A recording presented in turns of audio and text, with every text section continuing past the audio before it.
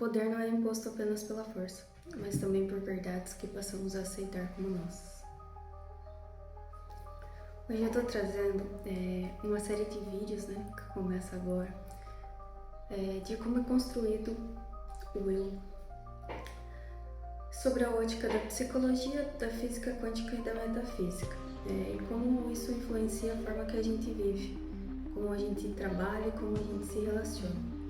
Por que eu trago essa forma diferente, né, dessa visão diferente? Porque tem gente que está me acompanhando também e não entende como eu chego nesses assuntos ou como eu penso. E até mesmo tem gente que me conhece há anos e não tem ideia de como que eu penso ou o que se passa aqui dentro dessa cabecinha maluca. Mas eu maluco um pouco, fique tranquilo. Einstein diz que a realidade é apenas uma ilusão, embora muito persistente. Eu sempre tive aquela inquietude de entender o que era eu de verdade e o que era coisas impostas pelos outros, sabe? E essa frase de Einstein traz um significado sobre o quanto é o que a gente chama de nós, né? A forma que a gente age, de certa forma, é padrão, né? E esses padrões, eles são sim moldados pela sociedade. Ele é uma construção que você tem desde lá da tua infância. Eu estou traduzindo experiências internas, tá? Em linguagem compreensível, para que vocês entendam. Quando eu falo em metafísica, física quântica, mecânica quântica, talvez as pessoas se assustem, mas é algo não tão difícil de entender. É simples, na verdade. Uma grande parte daquilo que a gente chama de eu, ele na verdade é uma adaptação do nosso sistema nervoso. E o que seria isso? Que é a base neurocientífica disso, dessa sobrevivência. Na neurociência existe um modelo conhecido como cérebro triângulo, proposto por Paul MacLean, e ele cita que hoje sabemos que o cérebro não funciona em partes isoladas, mas esse modelo ainda é útil para entender o comportamento humano.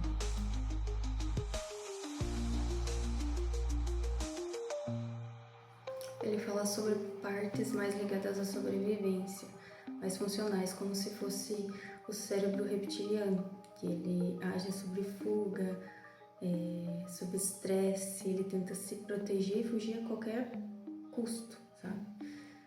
Quando acontece de a gente tentar fazer algo novo, de a gente tentar agir na emoção, de ter algo que vá mudar a nossa vida, essa parte reptiliana do cérebro, ela vai fazer isso aqui, vai te puxar para trás. Mesmo que aquilo seja uma porcaria na tua vida, mesmo que a tua vida esteja uma merda, teu cérebro reptiliano vai tentar te puxar para trás. Mesmo que o que você está sentindo, aquela emoção de agir, aquela emoção de fazer seja algo bom, que vai mudar para melhor a tua vida, o teu cérebro reptiliano vai ter um impulso e vai tentar te puxar para trás. E o que seria essa parte reptiliana? Vocês já conviveram com uma pessoa que ela quer muito assim viver algo magnífico, mas toda vez que ela tem oportunidade, que ela tem pessoas extraordinárias na vida dela, ela pisa no freio. Ela começa a pensar, e ela tá tão acostumada com o caos que ela sempre escolhe as piores pessoas. Ela sempre volta pra estaca zero, ela sempre dá um jeito de se auto-sabotar. Essa pessoa, ela vive a partir do ego, mas o ego não é que seja de uma forma que ela acha que ela é melhor do que as outras pessoas, não. Ela faz isso para se proteger, o nosso subconsciente, né, que é esse sistema reptiliano, o ego, né, ele tenta te manter vivo, porque o novo, ele não sabe se você vai se manter vivo ou se você vai morrer mesmo que aquilo seja bom. E aí existe outro nível de funcionamento, que seria o sistema pré-frontal, quando ele está ativo, que é o nível do eu, do eu consciência, né? Não do eu ego, que ele distribui empatia, ele tem uma responsabilidade emocional, ele é responsável pela criatividade, pelas emoções, né? Sabe quando você sabe que você tem muito o que fazer, as pessoas falam que tem uma intuição, que tem que fazer, daí fica racionando, não faz, fica procrastinando, mas daí no impulso da emoção vai lá e faz, e daí a vida muda, pá. E daí depois você pergunta assim, meu Deus, por que eu não fiz antes? Era só fazer isso. Então, claro que tem que ter um equilíbrio entre os dois para não se tornar uma pessoa muito doidona também. Mas viver na consciência, num nível espiritual, né? As pessoas fugir um pouco da ciência, seria viver a partir do espírito, que é você sentir as emoções, não deixar ser controlado pela matéria, que seria o ego, né? A parte que gente, estou trazendo como eu penso. Existem algumas situações assim que até eu tô falando baixinho porque é 6 horas da manhã que eu tô gravando esse vídeo. E aconteceu uma situação ontem que eu fiquei matando isso na minha cabeça, e todo ano, perto do meu aniversário, acontecem umas coisas assim. E aí, ontem eu tive um dia extraordinário, eu fiz coisas que eu estava me segurando pra fazer porque eu tava com medo e simplesmente fiz. E aí, em seguida, aconteceu uma coisa muito legal, né? E aí eu me vi a partir do espírito, apesar de eu não ser uma pessoa extremamente religiosa. E aí, à noite, alguma coisa dizia pra mim não pegar o celular, mas eu peguei. E eu vi o que eu não queria ver. E aí eu passei a noite inteira matutando aquilo na minha cabeça. E aí agora de manhã, né, eu fiquei pensando, tipo, tá, mas e daí?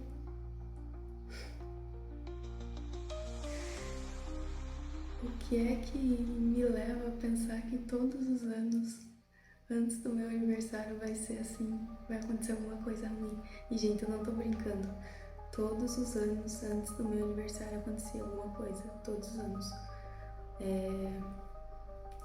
O ano passado teve uma discussão no trabalho, o ano retrasado eu ganhei uma bebida de presente, derrubei a bebida inteira fechada no chão e eu fui pegar, né, juntar os cacos, eu morava num apartamento, eu atravessei o meu dedo e com o vidro, entendeu? E aí eu falei, não vou deixar isso me atingir, porque eu tava começando a ficar ruim já. E aí eu lembrei de como isso, como as crenças, né, como a gente acreditar em que vai acontecer algo ruim, influencia no nosso dia a dia. De fato, eu tava acreditando que aquilo que queria acontecer algo ruim, estava esperando que fosse acontecer algo ruim, iria, meu Deus, não tem necessidade alguma. E agora minha crença é que sempre vão acontecer as coisas maravilhosas, ótimas, muito boas. Seguindo esse raciocínio, na física quântica a gente aprende que o observador ele influencia o fenômeno observado. No comportamento humano isso também acontece, que foi esse exemplo que eu dei. Os ambientes eles são campos psicológicos e pessoas respondem aos campos que estão inseridas. Ou seja, perceberam que quando vocês entram num ambiente assim e tá todo mundo de mau humor, mas você tá super animado, passa uns minutos e você começa a baixar a tua frequência, você começa a ficar de mau humor também, ou você vai embora, ou você começa a ficar de mau humor também. Então, a gente é sim influenciado pelo campo onde a gente está inserido, a energia,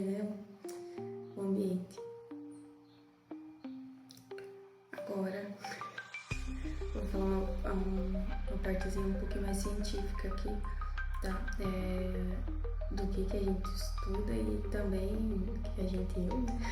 Tem outras pessoas também que eu conheço que estudam. E do porquê que eu penso dessa forma, né?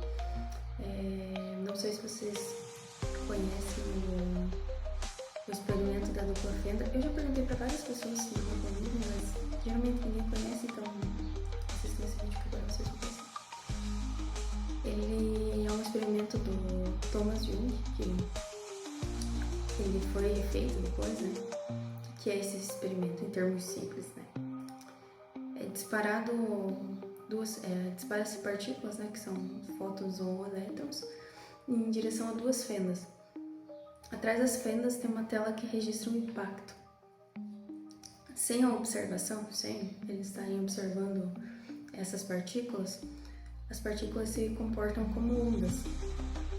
Quando elas são observadas, essas partículas se comportam como partículas.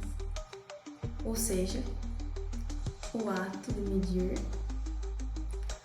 altera o comportamento do fenômeno. O que nos leva ao que nós estávamos falando agora.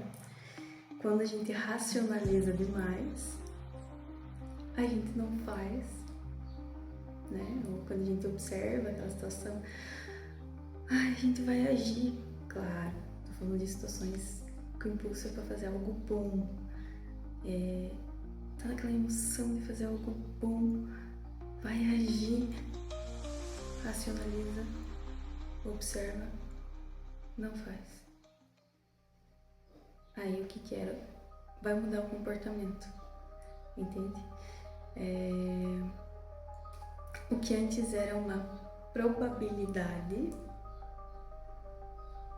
acaba sendo um estado definido de não vai acontecer. Por quê? Porque você não agiu. Essa medição, ela faz o sistema colapsar num estado definido. E aí ela se chama o colapso da função de onda. A realidade observada depende do contexto da observação. O que nos leva ao próximo vídeo. Tchau, vocês. E sigam para essa série de vídeos malucos na minha cabeça.